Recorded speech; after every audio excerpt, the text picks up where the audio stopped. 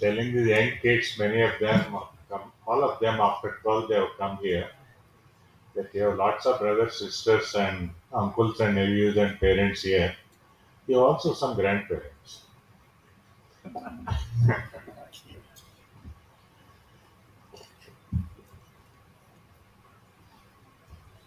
They have given me 10 minutes to speak, but I am known to forget the time, so you must excuse me.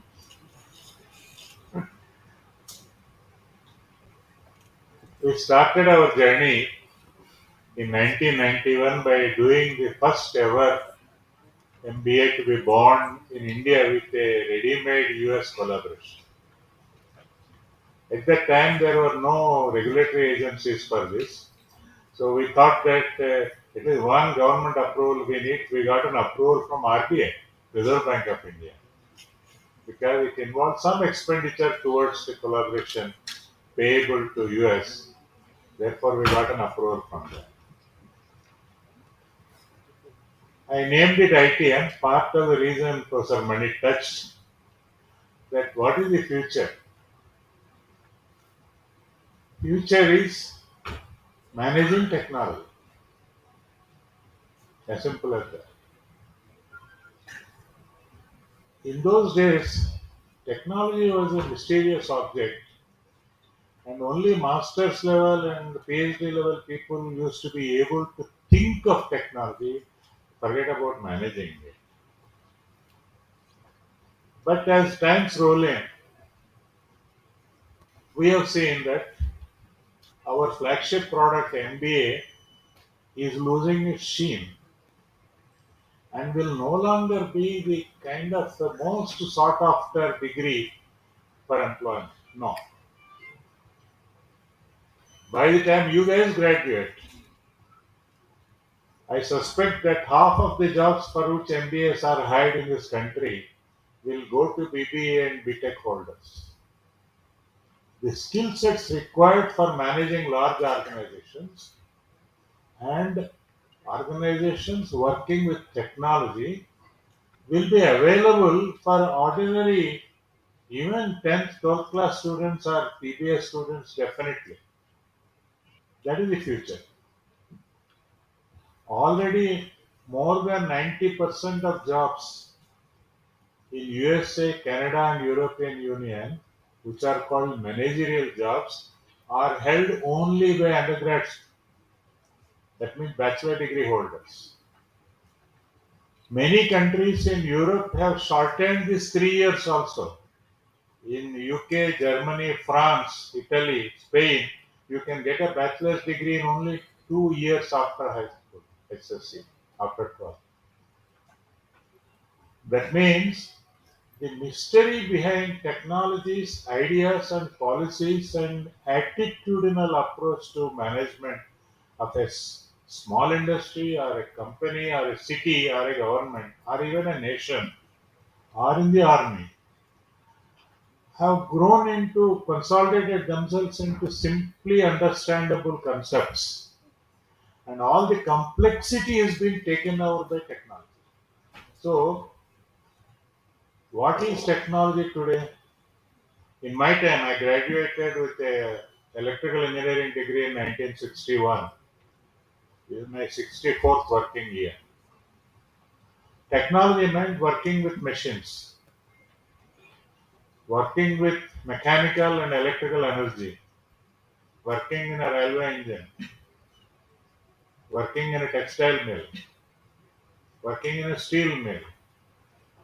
These are jobs which had to do with which you could do with technology. Today's understanding of technology is not that.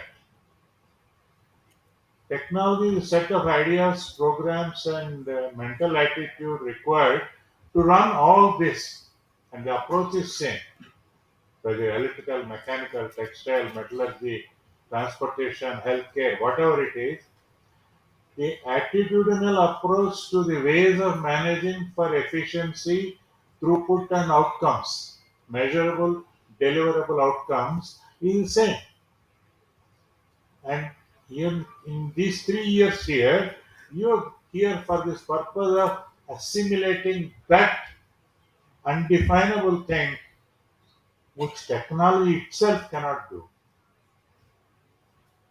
The art of managing technology cannot be assigned to technology. That is the thesis I'm trying to tell you.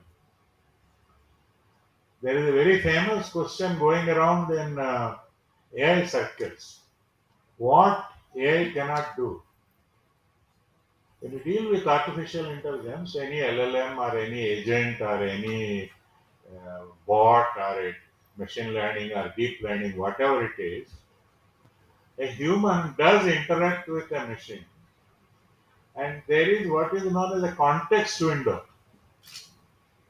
You know that ChatGPT is the biggest LLM, has about 170 billion parameters which can be assigned to a data point. But does 170 billion parameters, are they open to you when you access ChatGPT? No. Depending on the question you ask or the problem you pose and the solution you seek, the huge LLM will open up a small window for you because billions of other people are accessing the same server for their context. 90% of workload on managing technology for future entry level managers like you will be: how do you communicate with AI? How do you control it? How do you measure its ethical parameters? How to use it well for you, your company, your family, and your society? These are the things that you are going to learn throughout this journey. Part of the learning is you have to be able to communicate and work with AI or deep technology in any manner you put it. Our friend from pharma industry will tell you that nearly 50% of all development of new pharmaceutical molecules or any remedial or change making chemical agent is done in a computer lab first. They model the molecule, predict its characteristics, test it using AI virtually among a target population, and then only the actual development starts. I know this because an Indian girl got PhD in Indian Institute of Science, Bangalore. He is a team leader behind Monzaro in LA Lilly and Company. Happens to be my niece. So we get first-hand information of how far technology and AI has gone into pharma industry. Another trivia about pharma industry. Long time ago, I think 15 years now, when Kapil Sibal was education minister in the Indian government, I was part of a CIA team to negotiate the Bologna Accord with the US government. They made us visit some colleges on the way because Indian people, they want to exhibit their universities. In a very large university, I was passing by a computer lab. I saw a lot of old people. Struck me why people, such a 40s, 50s people are working in a computer lab. I was astonished. So I took leave from the group leader. I said, "Can I spend a few minutes in the lab? You go ahead." So I asked them, "All of you are too old to be first year or second year or even master students. Why are you here? And how many are pursuing a bachelor's degree?" No hand went up. How many are doing a master's degree? One or two hands went up. How many are already a PhD? 38 hands went up. I asked him, "What are you doing in this lab?" They are saying, "We are getting certified to audit the FDA compliance procedure for a new drug to be licensed in the US market." It involves documentation, it involves cadencing your research results in a sequential format, right from first trials to clinical trials to advanced trials and animal trials to human trials and approval processes. I said, "Why are you doing this?" They said, "With a doctoral degree as an assistant professor, I get $65,000. With this certificate, which I will get in 3 months, my pay in a pharmaceutical company, I will be hired at $150,000. That is what technology does for you. Now, why I'm talking technology to a group of undergrad students about to enter their first year? Because what kind of a work world you will be facing when you graduate? Depending on where you will end up, marketing, or finance, accounting, HR, wherever, uh, sales, field sales, treasury management, you will be expected to use a minimum of 10 AI tools in your daily work and maybe 20, 30 also. These are called productivity tools, work enhancement tools, data enhancement, data analysis, all kinds of tools are there. The learning required, the training required to learn all these tools, one thing, tools are not different for finance, marketing, and HR. They are the same tools with different parameters. We have a learning platform created and nurtured in-house. We own the entire IP for that. It's called LISA, LISA. Short form for learning is awesome, right? Where the entire teaching is the the domain name for that is lisa.ai tells you what it is. We have nearly 20 lakh students all over India learning free all these tools. These are open to you. There are a lot of B.Tech students floating around in this campus, belonging to the same group under Sai Kiran as you are. Here is a simple thing I want you to do. You will get some teaching in your part of regular BBA curriculum, but leave it aside. Make friends with a 1 year senior to you B.Tech student, each one of you. Start a project in any area of management or technology. If it's technology, that guy will help you. With management, you will help him. Do at least 10 projects in these 3 years. If you do 10, we'll give you a certificate, proficiency in AI applications, along with your degree. If you do 20, all 20, we'll give you a postgraduate diploma in AI applications. Why do we want to do this? We want to kill our MBA. BBA is the future. B.Tech is the future. That is why none of the classrooms, none of the assignments, none of your faculty, or none of your work environment is comparable to any other BPA college. Nothing like that exists in India right now, I can say with pride. Our CEO, Nitin Putcha, is sitting here.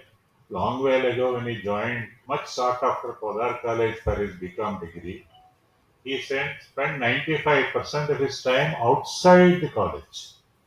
In Matanda, if you see, there is a big promenade, park, and there is a short wall, and there any number of canteens and hotels on the day.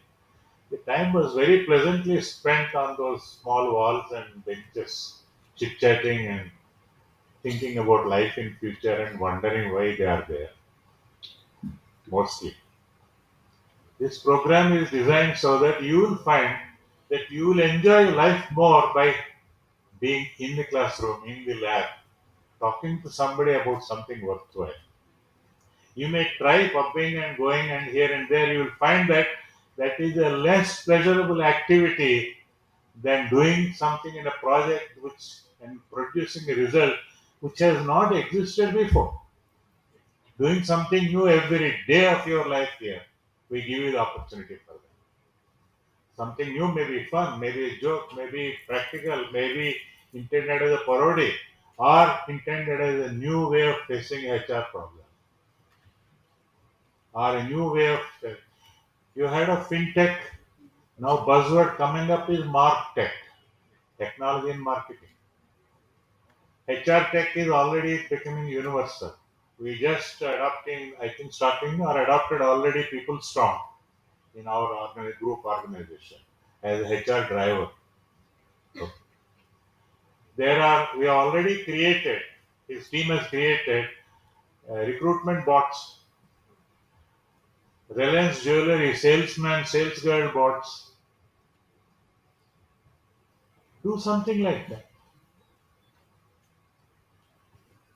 You may be asked to select a target somewhere within 100 kilometer or 200 kilometer range of our boundaries and design an AI program to tell a army commander instantly, depending on the war situation, which target will give you maximum impact. That also you can learn. Tools are same. You will be a universal technology manager. Actually, we have to rebrand our degree. But unfortunately, management and technology being regarded as two separate streams, we have two different programs. They should be married to each other, in my opinion. If it passes through the Vice Chancellor's office, Pro Vice Chancellor's office, through the regular, there is a lot of regulation. Starting with this class, will make it possible to earn an additional degree in technology by spending 1 year more. If you go for that option, you will have to take a little more number of courses on the side here. Work more. Believe me, in big cities like Bombay, population pressures, work pressures, transport and mobility pressures, you will find it more useful, more enjoyable by working more. Leisure is boredom, working is fun. That's what technology is taking you to be. And that is why people are saying training and education should be gamified. They look like a video game, arcade game. It is not a work of fiction.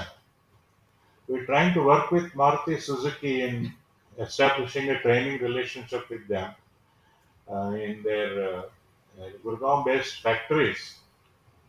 We were taken through the worker training modules on kiosks like this, size of this. Each operation is designed to be learnt as a game. You are screwing on a rear view mirror. On first trial, it will take you 5 minutes. What kind of things you can do in order to make that 5 minutes to 30 seconds? And as soon as you reach that 30-second period, you are taken onto the assembly line. There, the expectation is 5 seconds. From 5 minutes to 5 seconds, learning on a kiosk by a game and doing the last 1 week inside the factory on a practical. This is a completely different work world in India that we are going to graduate into. Do not be afraid of any job because after this course and this technology exposure, you will be able to take any job in any domain that is offered to you. Managing technology of any kind, that is the mantra.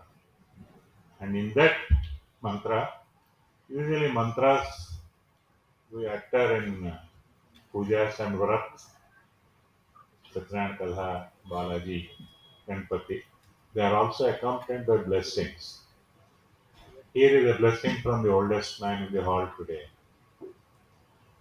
I want to see you guys by the time you are crossing 30 to be first preference owner of a business, second preference managing a very large business unit as a general manager, third preference be a CEO. Take the average age of startup CEOs in India, it is only between 30 and 35. That's my blessing for you, these kids. And I am very, very sure that the parents will support their kids or vice versa because I want you to kids take some time, at least 1 or 2 hours a week. Tell your mom what is it you are learning because that is a mystery. What you learn is also mystery to many faculties right here in this campus. Let me tell you that. Because you're learning deeper things on the internet and the learning platform. Because Lisa, while you are watching a video, is assembling the additional reading materials for you. It is creating your own personal library. You read through that, you will know more than your faculty does. Take some time off to explain to your parents that what is it you are learning. That has a wonderful effect because What is better state of enjoyment than to be your mother's pride? Are you that today? Are you the apple of your mother's eye? Are you the star in your father's track? Perhaps not. Perhaps not. You could have cracked NEET, got into some medicine. You could have cracked this or that, got into some other big engineering college or a big management school. You landed up here. But from that place to this place, the journey is just 3 years. Thank you very much. And I got a signal from my young leader. The time is up.